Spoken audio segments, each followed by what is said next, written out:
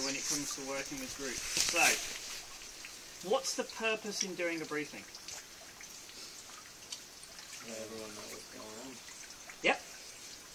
All the necessities. Set boundaries, rules. All the necessities of the trip. Exactly, necessities of the trip. That's a really good way of putting it. Now, depending on where you work, some organisations will work in a very black and white area. If you work the same piece of water, every single time, the same 100 metre by 100 metre piece of water, every time when you work for a company, a sport and rec style setup. It's really easy to be black and white, and their briefings can almost be a script. Does that make sense? Because the risks are nominally always the same.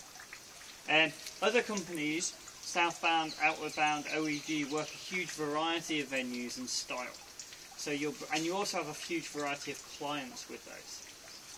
So if you have a group of year 6s, a group of year 11s that have done a sequence canoe program for the last 8 years, and a group of adults, they're your 3 different client groups.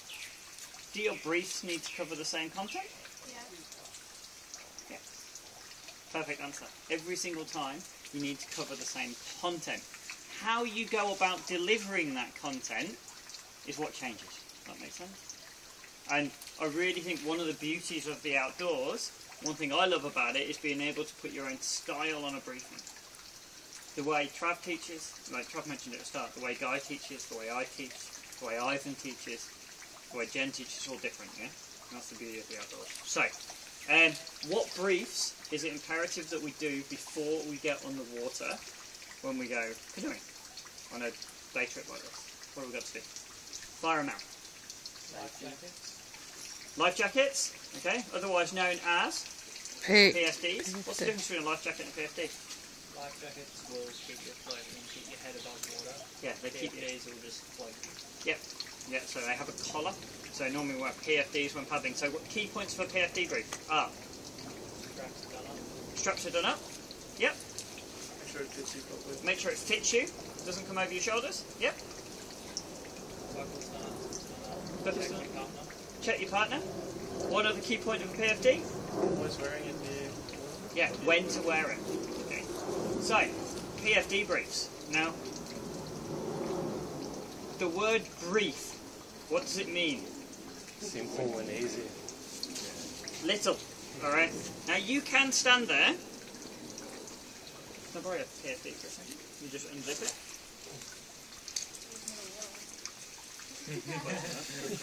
Now you can stand there and open every PFD up and treat even little kids like they're babies and go, right, now watch, don't get confused, one arm through here.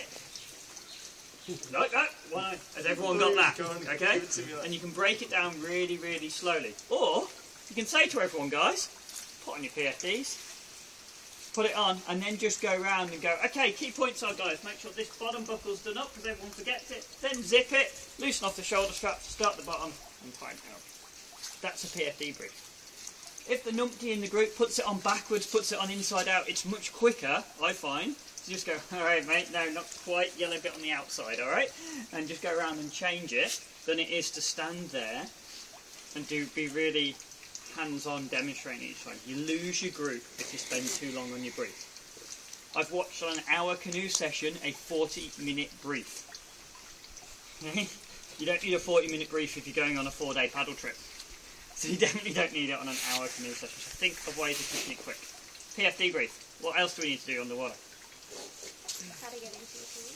How to get into your canoes. Key points of getting into a canoe. Keeping it balanced Balanced? How do we do that? by putting the paddle across the the gunnels. You've been taught well. I like it. Alright. Paddles across the gunnels. Don't use your paddles digging in the mud to brace against, because we start to snap and damage them. Alright? So paddles across the gunnels. And what sort of things do we use to remind them on how to get in? Foot, butt, foot. Yeah. Yep. That works quite well. Key points that people do when they're trying to get in canoes. How many people here have tried to keep their feet dry so far today? Go on, honesty, I've seen it. I've seen people walking around. I often, if I've got a group of kids, go, alright guys, everyone come over here, and I just walk backwards and walk into the water and keep getting them to come to me. First day, very first session, get their feet wet up to their ankles. When they're out there, like, what? I'm like, that's all, I want you to get your feet wet. Because you start having issues when people try and start tread on things, break things, balance, they slip out on jetties and things because they're trying to